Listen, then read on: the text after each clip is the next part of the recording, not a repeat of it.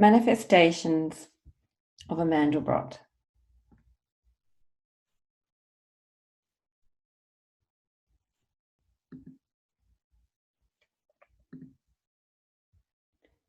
Temporal things are all things which are proper to nature, and which are therefore proper to man. The things proper to nature are especially spaces and times, both having limit and termination. The things therefrom proper to man are those that belong to his own will and his own understanding, and consequently to his affection and thought, and especially to his prudence. These, it is admitted, are finite and limited. But eternal things are all such as are proper to the Lord, and from him are seemingly proper to man. All things proper to the Lord are infinite and eternal, thus without time, consequently without limit and without end. Things therefrom seemingly proper to man are likewise infinite and eternal, yet nothing of them is man's, but they belong to the Lord alone, in man. That's from Divine Providence 219.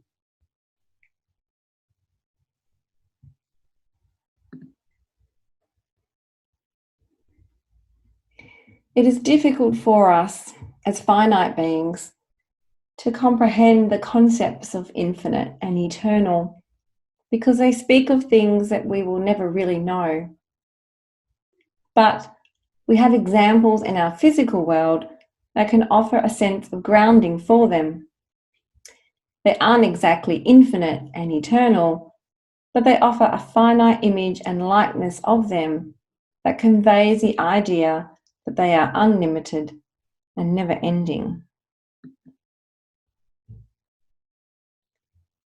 The grain of sand that the scientist intently leans over to examine through his microscope, and the physicist who excitedly produces formulas to explain the levels of the grain's structure that aren't visible to the naked eye. But then he shakes his head and also acknowledges that he knows there is more than what we have already discovered, that there are possibilities of dividing the cell into yet even smaller divisions, and then smaller divisions yet again, and that these possibilities seem to go on without end.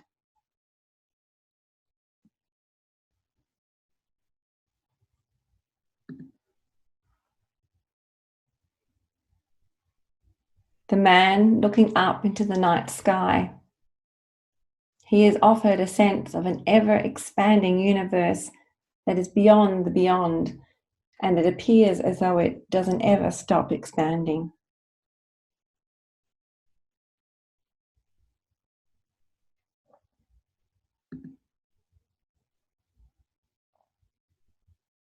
We have examples of what is endless and unlimited in our relationships with others too. We can't identify physical parameters of relationships, of where one mind begins and the other one ends, and nor of the ripple effects of one's life and its effect with others that it comes into contact with. We can't measure this, but we all have the understanding that relationships don't cease to exist once a person is no longer here on the physical plane of existence. We know that the memory of that person still lives on in the memory of others' minds, and the effects it has had on others' lives then affects the lives that those others come into contact with, and so on, and so on.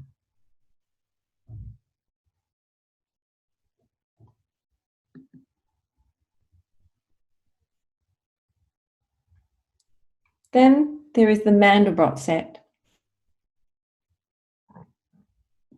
In very simple terms, it is an example of a fractal in mathematics. And a fractal is a never-ending pattern. Fractals are created by repeating a simple process over and over in an ongoing feedback loop. The Mandelbrot set, in particular, is popular outside of mathematics because of its visual beauty. Progressively, more elaborate details are seen as its boundaries are increasingly magnified, conveying the sense of something that is continually unfolding.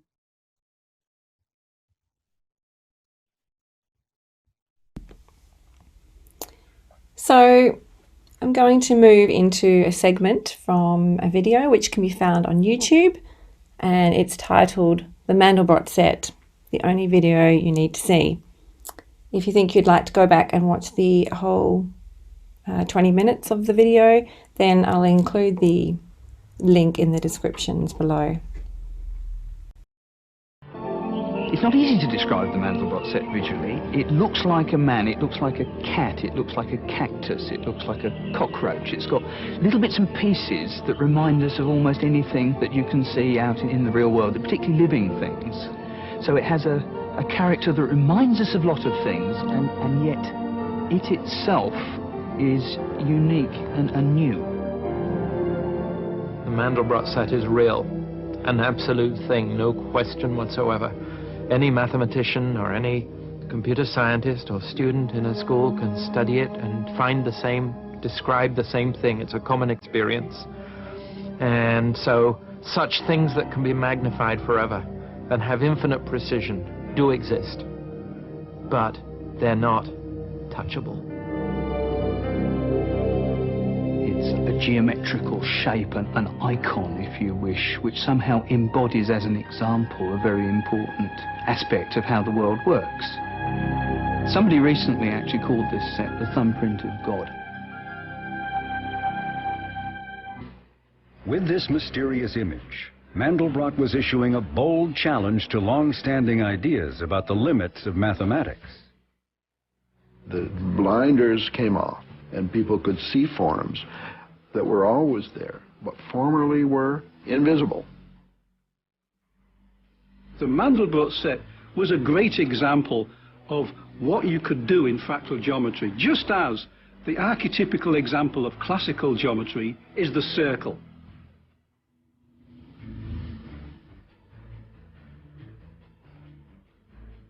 When you zoom in, you see them coming up again, so you see self-similarity. You see, by zooming in, you zoom, zoom, zoom, you're zooming in, you're zooming in, and pop. Suddenly it seems like you're exactly where you were before, but you're not. It's just that way down there, it has the same kind of structure as way up here, and the sameness can be grokked.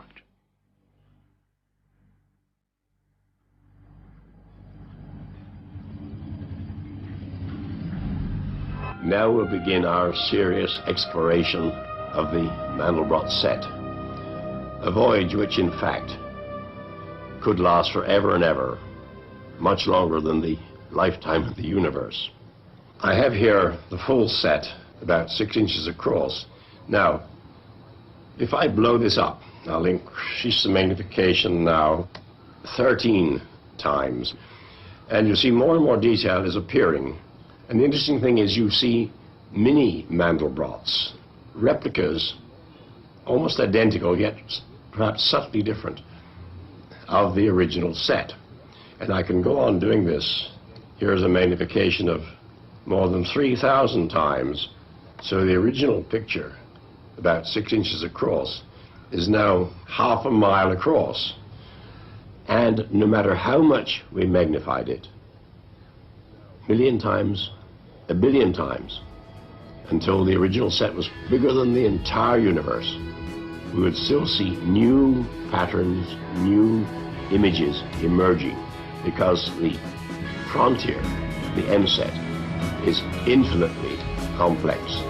And when I say infinitely, I really mean that. Most people, when they say infinitely, they mean only rather big. But this is really infinity.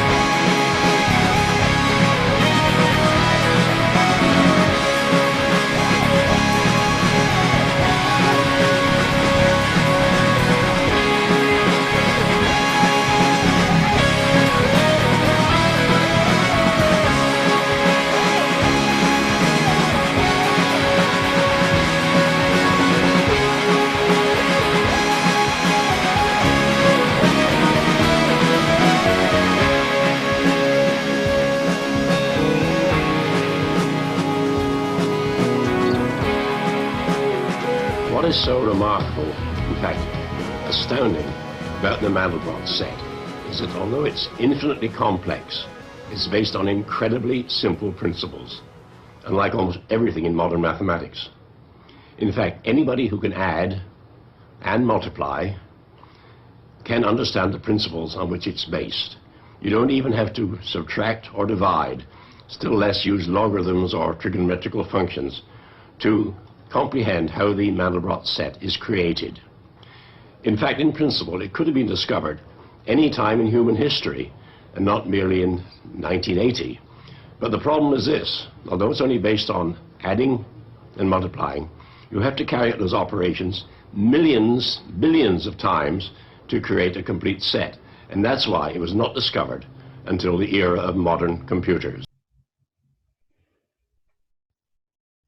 The thing that strikes me about the Mandelbrot set is that the form that is created as the dark black area, which is what is described as stable and therefore part of the Mandelbrot set, is dependent on the instability around it as depicted by the colours in order for it to have its form.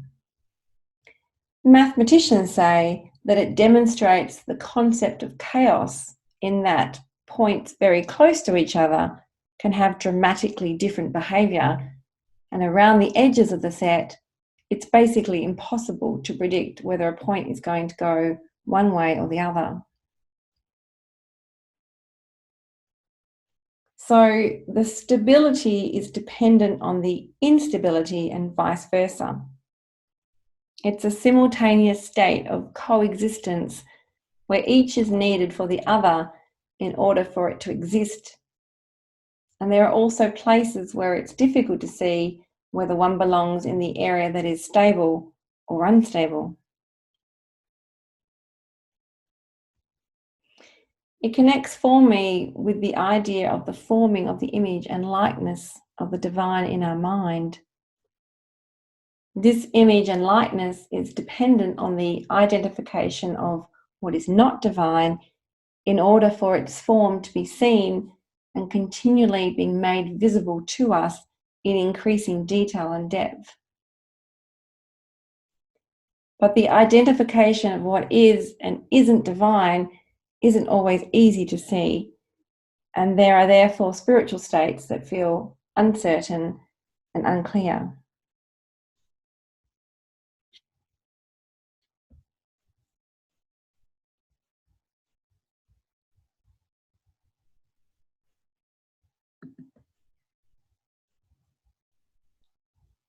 However, the divine itself that is infinite and eternal doesn't have parameters or boundaries.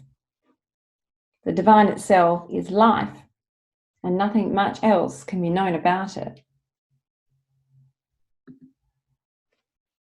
From this it follows that as God is infinite and eternal, nothing but what is infinite and eternal can be predicated of God. But what the infinite and eternal is, the finite cannot comprehend, and yet it can. The finite cannot comprehend it because it cannot contain the infinite. And it can comprehend it because there are abstract ideas by means of which the existence of things can be seen, if not the nature of them. That's from Divine Providence 46.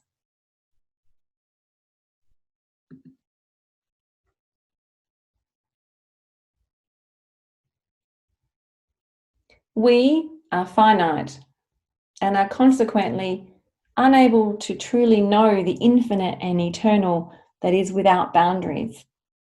So instead, we form a finite image and likeness of it, saying that it is not limited and doesn't ever end.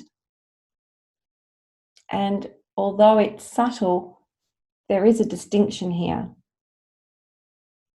We attribute qualities and characteristics to the divine in order to have something solid that is grounding, that we may understand it from and hence experience having a relationship with it.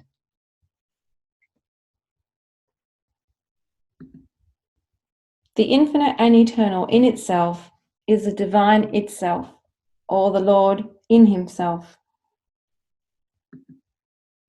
while the infinite and eternal from itself is the divine going forth. That is, the Lord in others created from himself, thus in men and in angels. Divine Providence 50 Thrive, Section 3.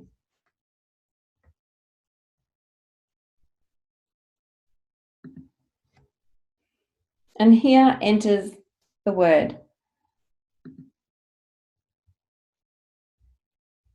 It appeared to us as a male human named Jesus, born into the physical world and living a physical life.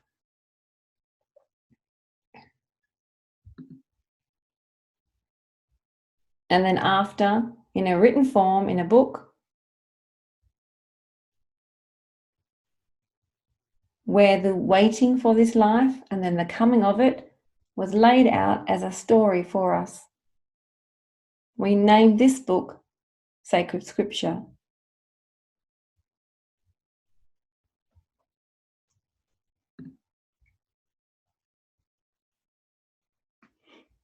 Then later again, in another written format, the interior life of this masculine image was unfolded for us as the glorification of the divine human and as the regeneration and salvation of the human race. We named these books the Heavenly Doctrines.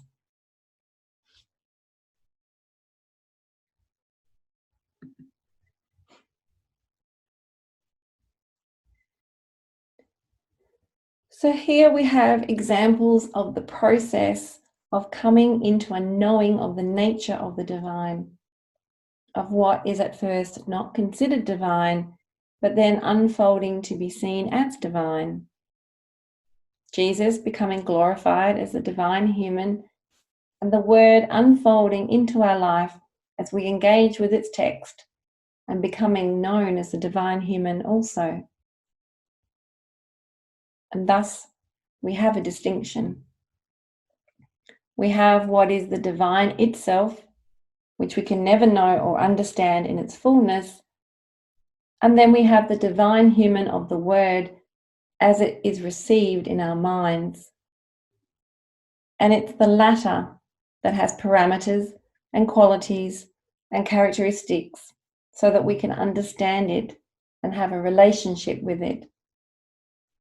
It's the latter that is the manifestation of what is being, of what is going forth from the divine itself.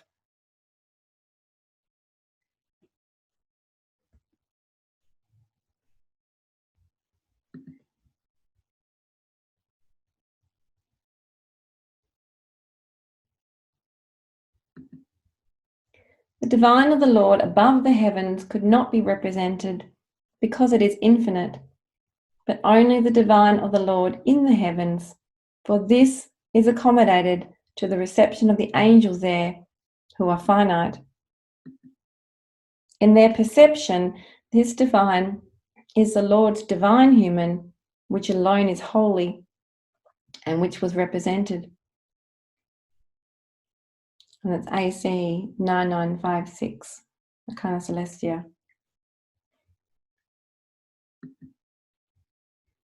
That all things that are real have come into existence and do come into existence through the divine truth that is from the Lord,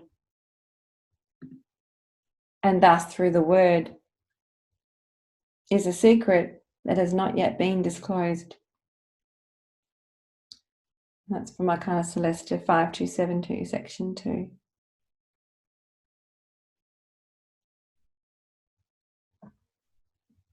It is this manifestation in our mind of the divine of the Lord above the heavens, the divine itself, which is continually coming into creation as the Word, as the Lord, as a divine human.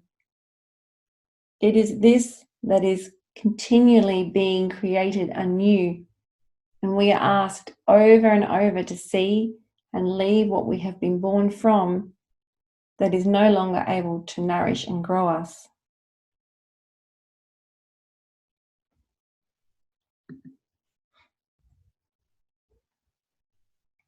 Therefore, a man shall forsake his father and his mother and cling to his wife, and they two become one flesh.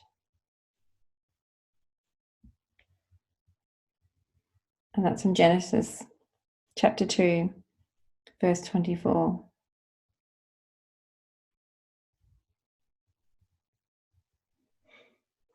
We are asked again and again to join with what has marriage of truth with its good, and hence we are asked to live from the word instead. We are asked to leave the father and mother and cling to the wife.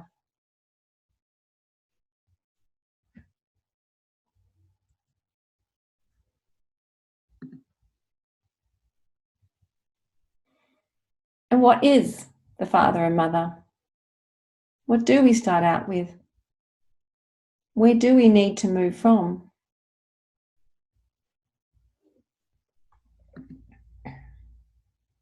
Man, before he's being regenerated, does not even know that any internal man exists, much less is he acquainted with its nature and quality.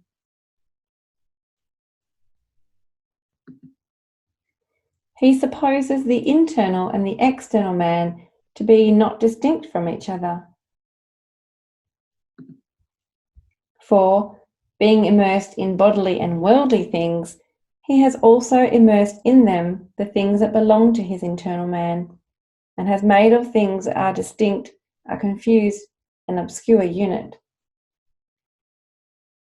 And that's from Arcana Celestia, section 24, section 2.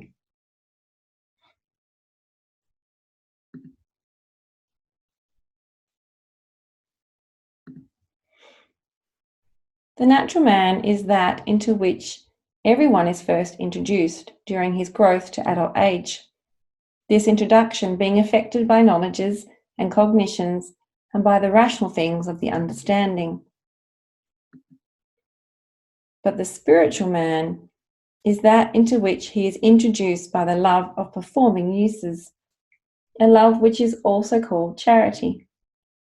So far, therefore, as one is in charity, he is spiritual. But so far as he is not, he is natural, even though he be perspicacious, ingenious, and wise in judgment. When separated from the spiritual man, the natural man, howsoever he elevates himself into the light of reason, nevertheless abandons himself to lusts and engages in them. This becomes evident from his genius alone, in that he is void of charity, and one who is void of charity is abandoned to every lasciviousness of scortatory love. The above is adduced that it may be known whence comes the opposition of these two loves. For, as previously shown in many places, conjugal love, regarded in itself, is a spiritual love, and scortatory love, regarded in itself, is a natural love. And that's from Arcana Celestia 426.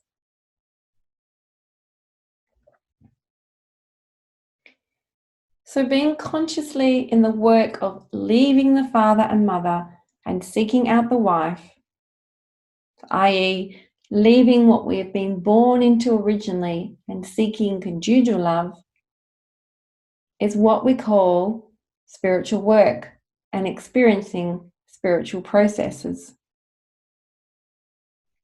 Unlike the divine itself, these processes involve change and have ebbs and flows, whereas the divine itself is immutable.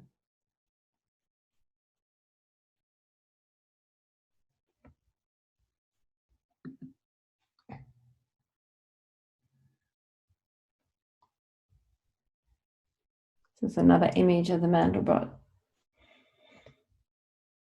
Unlike the divine itself, the divine human as it manifests for us in our mind from our experience, involves states that aren't perfect and aren't always perceived as conjunctions of good and truth.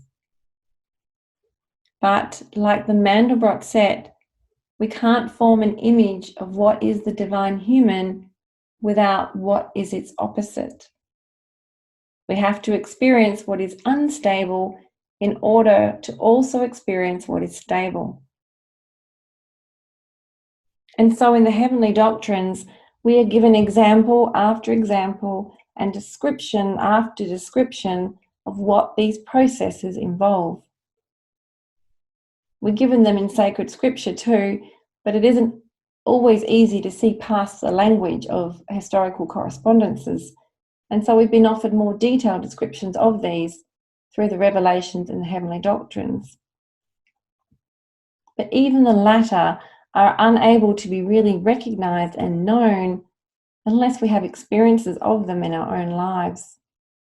Until then, they remain as knowledges waiting to be infilled with life, with examples from our own spiritual experiences and processes.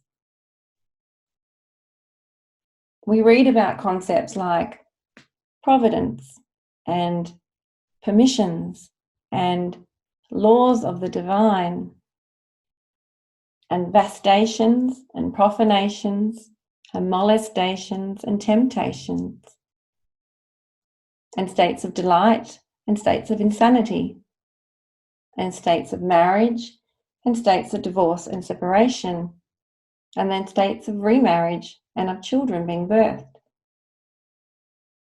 We are offered a wealth of examples of the processes of the word unfolding in our minds, with the idea that it is something that moves and cycles, but each time returning with increasing depth.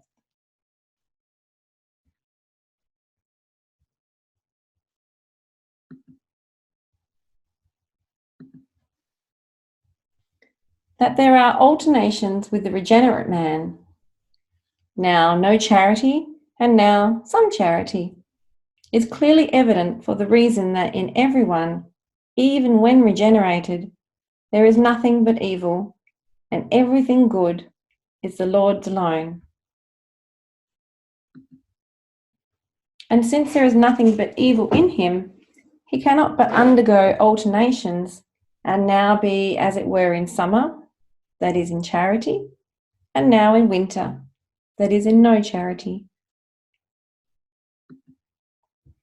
Such alternations exist in order that man may be perfected more and more, and thus be rendered more and more happy. That's from AC 935, section 2.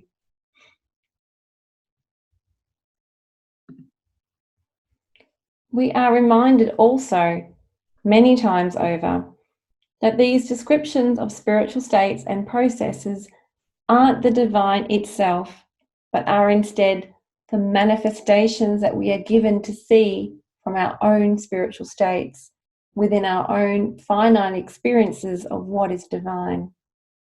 These processes are the word reforming and regenerating what is of itself in our minds.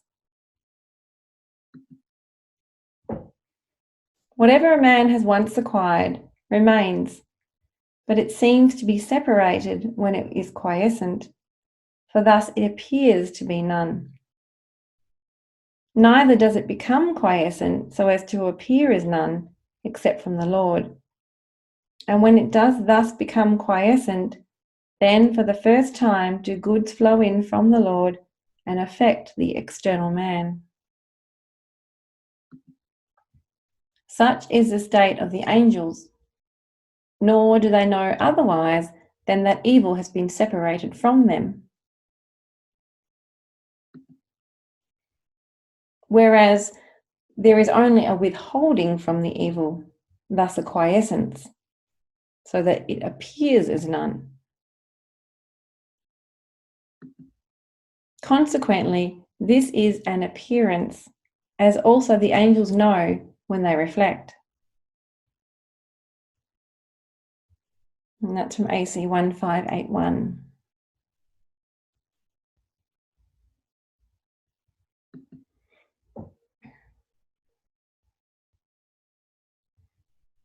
The reception of the Word as a divine human in our minds requires an acknowledgement that it is a manifestation of what can never be truly known or grasped, because its source is infinite and eternal. In this sense, it is understood then that whatever is being seen and experienced is an appearance granted to us from the Lord. To be in the reception of this principle as a truth, there must also be an acknowledgement that there is only one who offers. It is therefore an active state, not passive, and it creates the inner feeling that the relationship is reciprocal, which is made possible by the sense of self.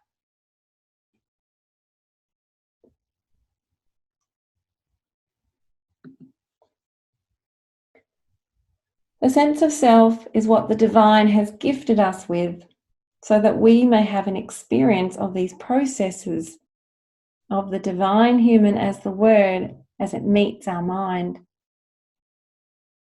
But this sense of self is initially born of the mother and the father, and is what the divine human saves us from. It orders and reforms it and offers it a new life, and we call this process regeneration. It recreates and generates new perceptions of this self over and over again. The truth, as the man that is the sense of self that we have formed, must continually leave its origins and find a new life in the Word that it will join with as the wife that is its complementary good. These processes are difficult, as there are affectional ties to the mother and father that have raised and nourished us. There are affectional ties to the natural goods and the origins from which they have come from.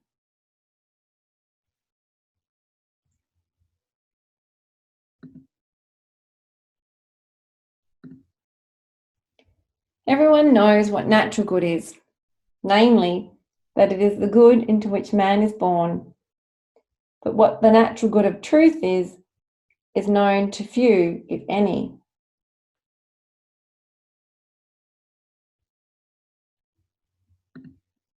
There are 4 kinds of natural good.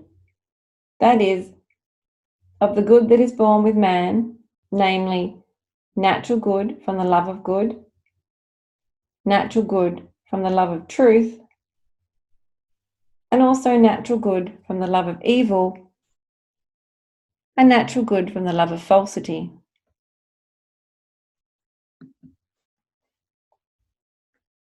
For the good into which man is born, he derives from his parents, either father or mother. For all that which parents have contracted by frequent use and habit, or have become imbued with by actual life, until it has become so familiar to them that it appears as if natural, is transmitted into their children and becomes hereditary. And that's from Arcana Celestia 3469, section 3.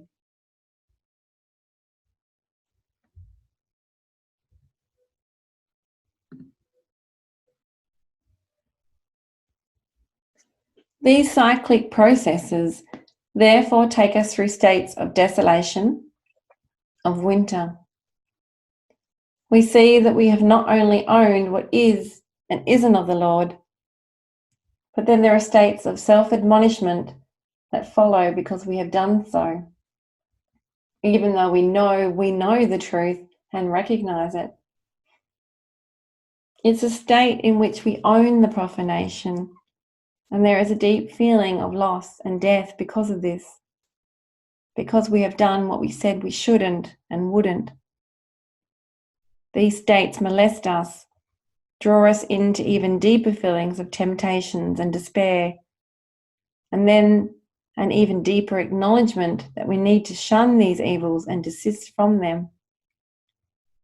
They lead us to a humbling to the divine and an acknowledgement of the need for purification.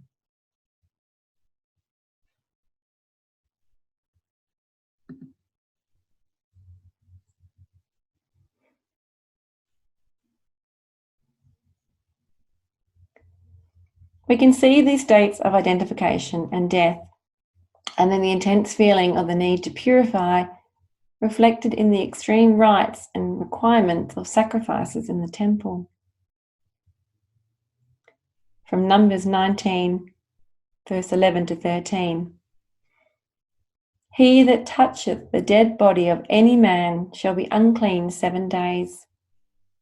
He shall purify himself with it on the 3rd day, and on the 7th day he shall be clean.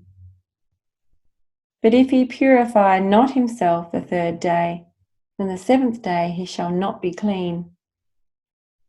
Whosoever toucheth the dead body of any man that is dead, and purify not himself, defileth the tabernacle of the Lord.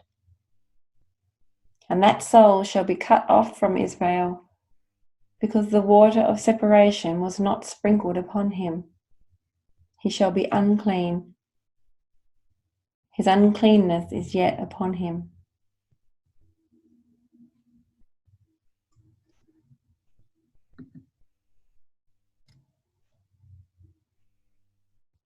And from Leviticus chapter 12, verse 6 to 7. And when the days of her purifying are fulfilled, for a son or for a daughter, she shall bring a lamb of the 1st year for a burnt offering, and a young pigeon or a turtle dove for a sin offering, unto the door of the tabernacle of the congregation, unto the priest. Who shall offer it before the Lord, and make an atonement for her? And she shall be cleansed from the issue of her blood.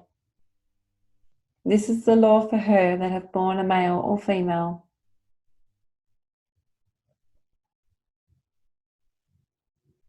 So the burnt offerings and sacrifices are also part of the process of the salvation that the Word, as the divine human forming in our mind, offers us.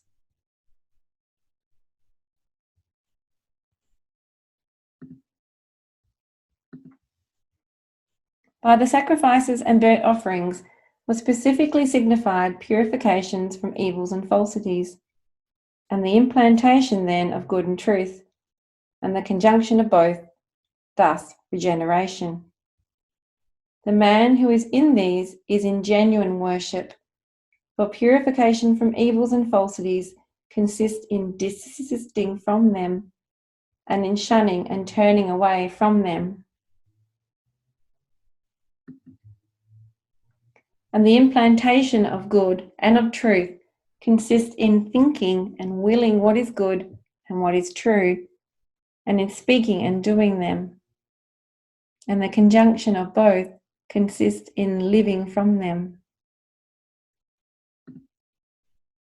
For when good and truth have been conjoined with a man, he then has a new will and a new understanding, consequently, a new life.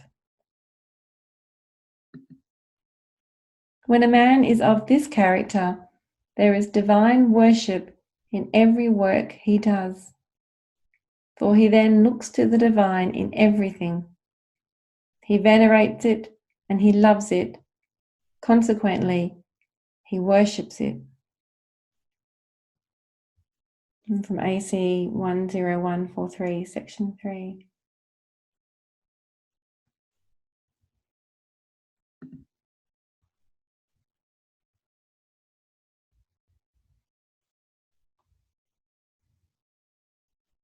Once the state of death and desolation has passed, we move back into the summer cycle. We then experience states of feeling the good and its truth implanted into our hearts and minds. These are states of delight when they feel joined and married within us.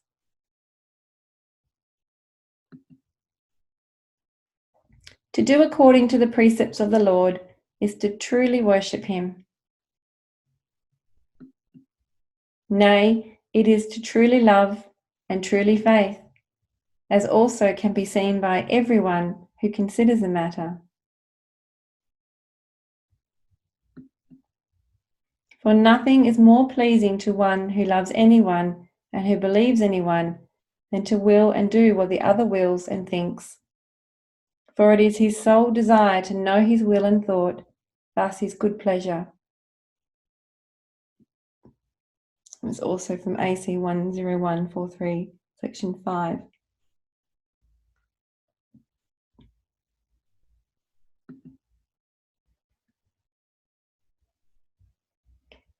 And to truly worship the divine is what it means for the man to cling or join to his wife in love truly conjugal. From Conjugal Love 215. That those who are in love truly conjugal continually will to be one man, but those who are not in conjugal love will to be two. In its essence, conjugal love is nothing else than the willing of two to be a one. That is, their will that the two lives shall become one life. This will is the love's perpetual conatus from which flows all its effects.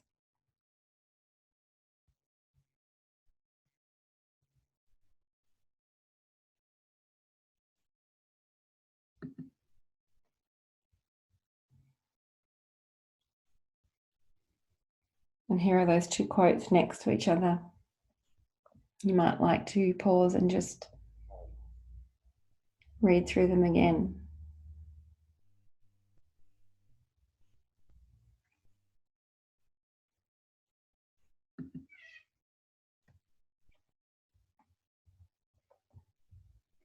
Here are some others. Every affection of love is a property of the will, for what a man loves, that he also wills. From this it follows that he who conjoins to himself a man's will conjoins to himself the whole man.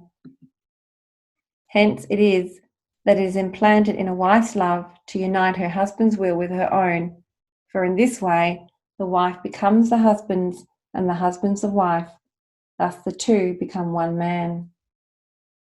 That's from Conjugal Love 196.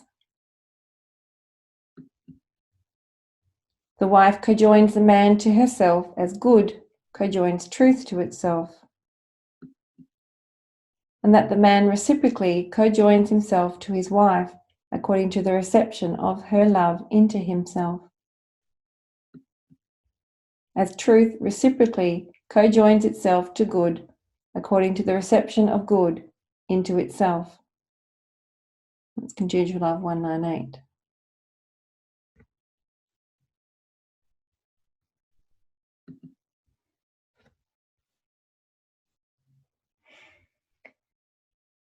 But we will always be in the appearance of what is the divine itself.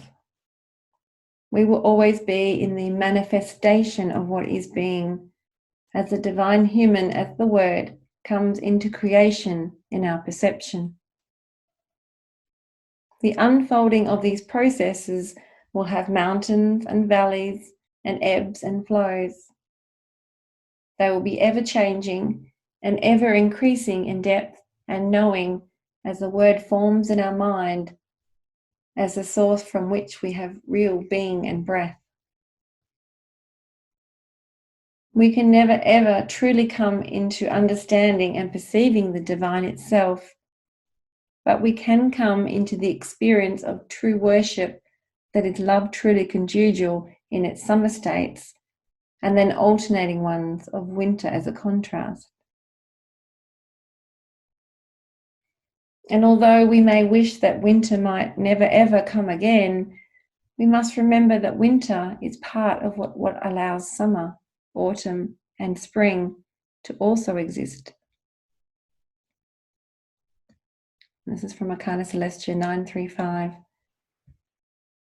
And they take place with the regenerate man not only while he lives in the body, but also when he comes into the other life. For without alternations as of summer and winter, as to what is of his will, and as of day and night, as to what is of his understanding, he cannot possibly be perfected and rendered more happy.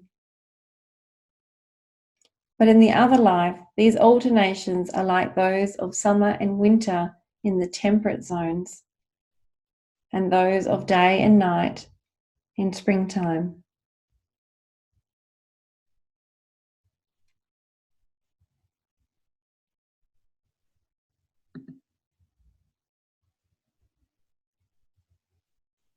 And here's that number again if you want to read through it.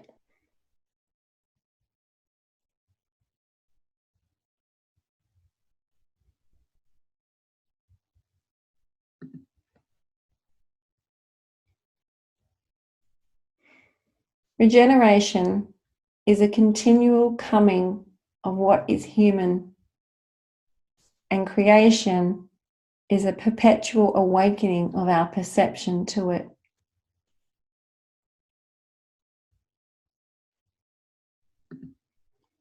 For the infinite cannot proceed from the finite.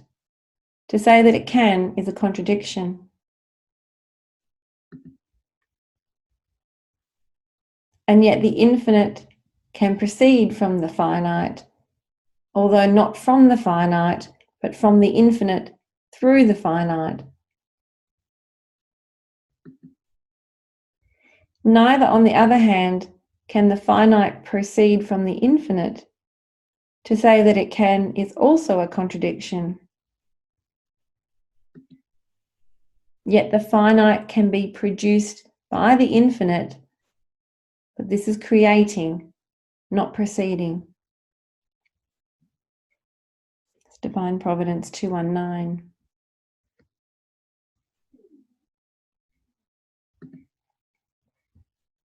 The man is leaving what he must, is finding his wife and joining to her and her to him, over and over and over.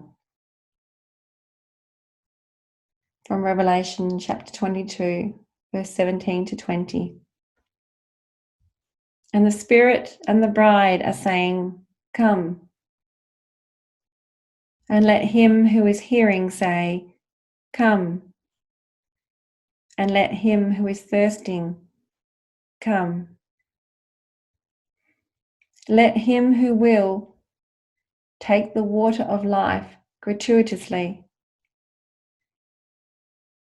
I am testifying to everyone who is hearing the words of the prophecy of this scroll. If ever anyone may be appending to them, God shall be appending to him the calamities written in this scroll. And if anyone ever should be eliminating from the words of the scroll of this prophecy, God shall be eliminating his part from the log of life and out of the holy city that is written in this scroll. He who is testifying these things is saying, "Yea, I am coming swiftly."